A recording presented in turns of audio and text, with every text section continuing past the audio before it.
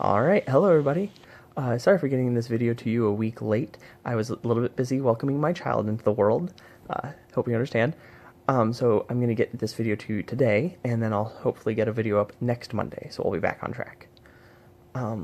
Last time I told you about the way magic worked in the world, and about how there were 5 countries that were about to declare war on one another, fighting for power, for land, for anything. It never actually happened. That war never came to pass. What happened was 5 sorcerers, one from each of those kingdoms, met in secret. They hated the fighting, the war, all of it. They decided that they were going to make a truce, that those 5 sorcerers would never fight one another. They would never fight one of the kingdoms that one another had. Each of them, powerful in their own right, could devastate a country. But as talks progressed, the truce seemed like it was about to fall apart. Like, what would happen if the kingdoms rebelled against the sorcerers for doing this? Did they need to just flee their countries? What would happen to them afterwards? And while the talks weren't going well, one of the sorcerers had an idea.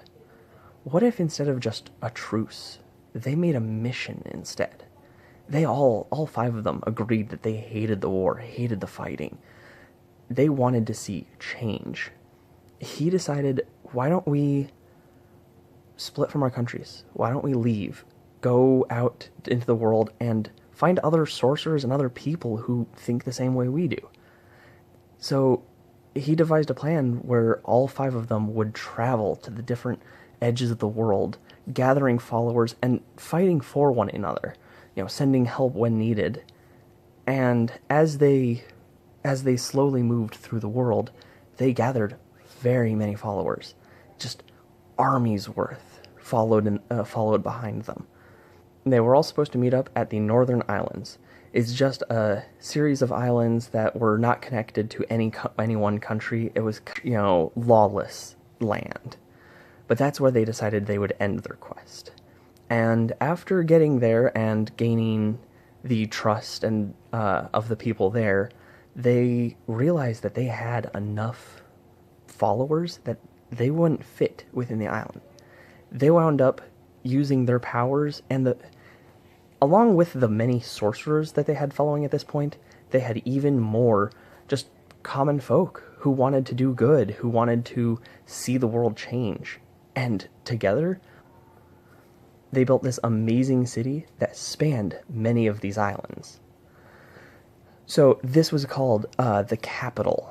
They eventually became known as the Union, with the 5 countries coming together, and then even more after that. It was all of these different countries from all across the world, gathering together with their people with same ideals, that sorcerers can change the world. Since they had so many followers, they were able to send people back through the world and spread their beliefs. This is what made them become the world government. It spanned every inch of the world. Everyone followed along with them. It took a long time, but they kept peace for nearly 1600 years. In fact, the calendar on Kelrina starts when the world government became official. That is their 0 year.